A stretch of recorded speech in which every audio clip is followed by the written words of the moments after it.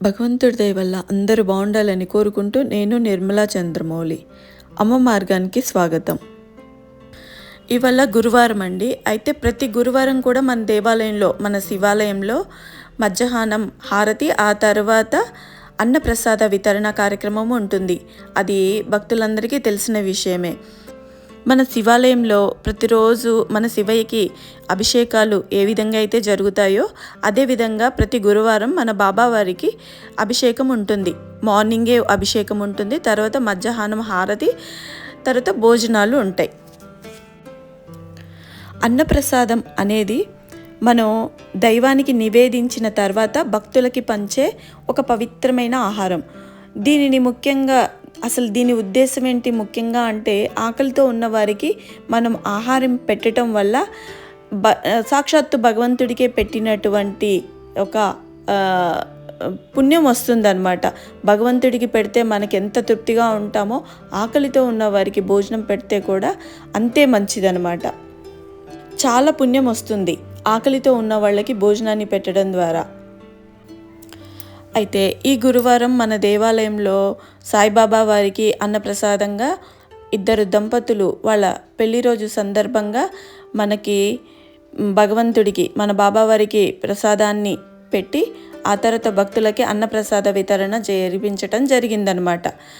అయితే వీళ్ళిద్దరేనండి, వాళ్ళకు ఒక చిన్న బాబు.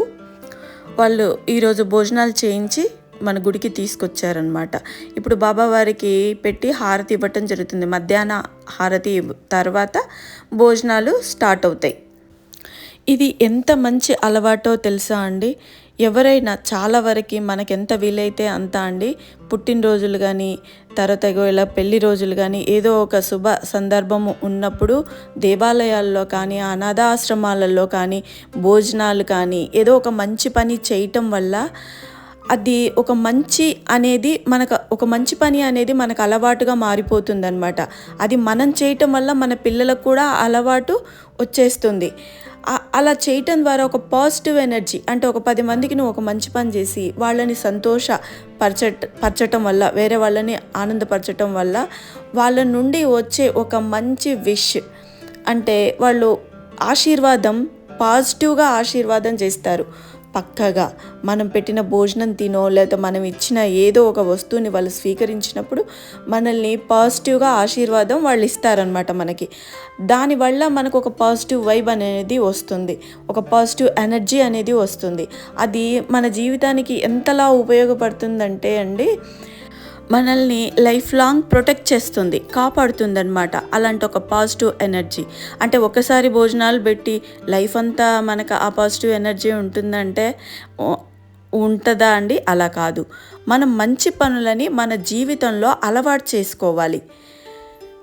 దానివల్ల మన జీవితకాలం అంతా కూడా మనం ఎంతవరకు మంచి పనులు చేస్తూ ఉంటామో అంతవరకు మనకి మంచి జరుగుతూనే ఉంటుందన్నమాట.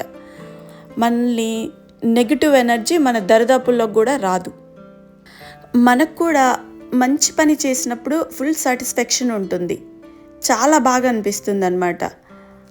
అందుకే ఎప్పుడూ కూడా మనం ఎవ్వరూ ఖాళీగా అనేది ఉండొద్దండి. ఎప్పుడు కూడా ప్రతి ఒక్కరూ మంచి పనులతో మనల్ని మనం ఎంగేజ్ చేసుకోవాలి.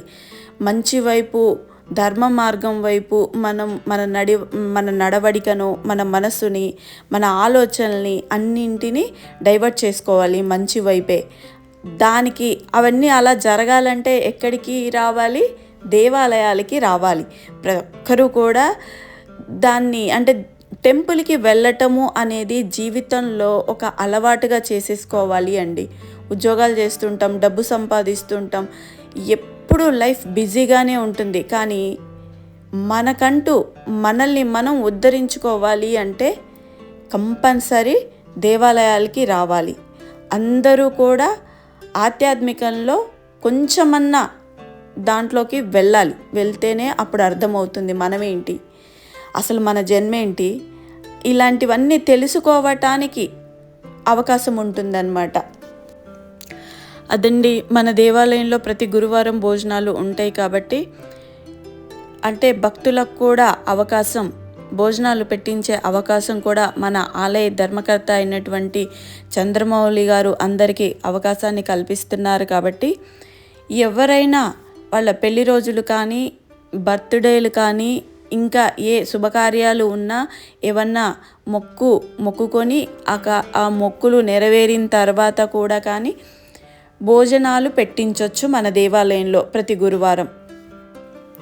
నేను ప్రతి ఒక్కరికి ఒక చిన్న మాట చెప్తానండి.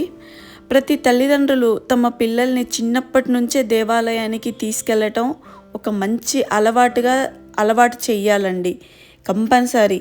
దీనివల్ల పిల్లల్లో భక్తి, సంస్కారం, క్రమశిక్షణ, పెద్దల పట్ల గౌరవం, దేవాలయ వాతావరణం, వాళ్ళకి దేవుడి మీద గౌరవం, అసలు ఇవన్నీ మంచి విషయాలన్నీ కూడా వాళ్ళకి అలవాటుగా మారిపోతాయి. ఇప్పుడు పిల్లలు పుట్టిన తర్వాత మనం ఏమనుకుంటామండి, వాళ్ళు బాగా చదువుకొని వృద్ధిలోకి రావాలి, మంచిగా ఉండాలి, మంచిగా ఉంటేనే మంచి అలవాట్లు ఉండి బాగుంటుంది మా పిల్లలు అని మనం ప్రతి ఒక్కరం కోరుకుంటాం.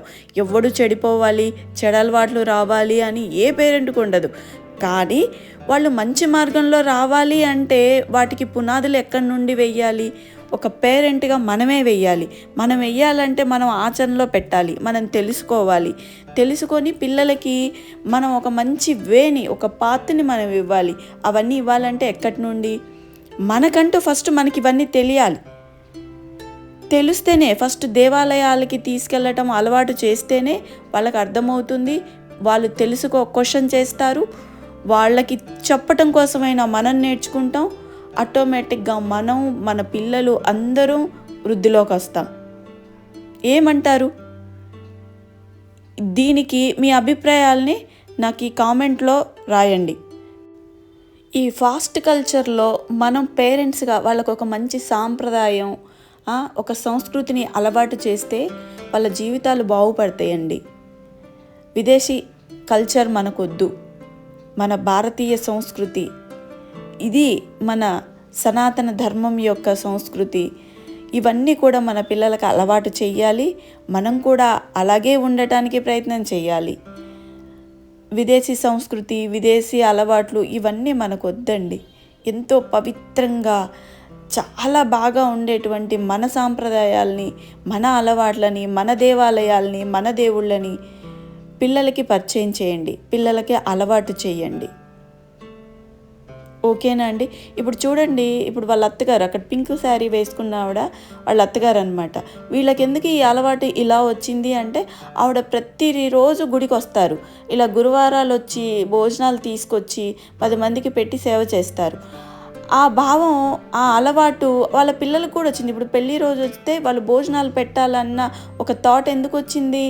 అలా అమ్మ కానీ, వాళ్ళ నాన్నగారు కానీ, అమ్మగారు కానీ, నాన్నగారు కానీ ఇలాగా మన ఆధ్యాత్మికంలో ఉండటం వల్ల, ఒక మంచి పని చేయటం వల్ల వాళ్ళ పిల్లలకు కూడా అలా అలవాటైందనమాట. అంతే కదా, చిన్నప్పటి నుండి వాళ్ళకు కూడా తెలిసిపోతుంది. సో ఇప్పుడు ఇంత పెద్దగా పెళ్లి చేసుకున్నాక పెళ్లి రోజు ఎక్కడికో షికార్లు కొట్టకుండా వాళ్ళు ఫస్ట్ భోజనాలు పెట్టాలి గుడి దగ్గర అన్న థాట్ వచ్చింది కదండి. ఎంత మంచి పని అది. అందరూ కూడా అలా ఆలోచించాలి అని చెప్తున్నాను. అందరూ దైవాన్ని నమ్ముకోండి, మన సనాతన ధర్మాన్ని మర్చిపోవద్దు. ఇవాళ భోజనాలు అయితే చాలా అద్భుతంగా ఉన్నాయండి. అంటే క్యాటరింగ్కి ఇచ్చారు. క్యాటరింగ్ వాళ్ళు మన ఇంట్లో చేసుకుంటే, అంటే వేరే క్యాటరింగ్ ఫ్లేవర్స్ కాకుండా మన ఇంట్లో చేసుకుంటే ఏ ఫ్లేవర్స్ అయితే ఉంటాయో భోజనం, ఆ ఫ్లేవర్స్తో చాలా అద్భుతంగా ఉన్నాయన్నమాట భోజనాలు. నాకైతే చాలా తృప్తిగా ఉండిందనమాట. ఇష్టమైన భోజనాలు పెట్టారు. సో చాలా బాగా నచ్చింది. సరే అండి, ఇవాళటికి ఈ వీడియో ఇంతేనండి. మరొక మంచి వీడియోలో మళ్ళీ కలుద్దాం. ఓం నమ శివాయ. ఓం నమ శివాయ. ఓం సాయినాథ్ మహారాజ్ की जय. सद्गुरु साईनाथ महाराज की जय.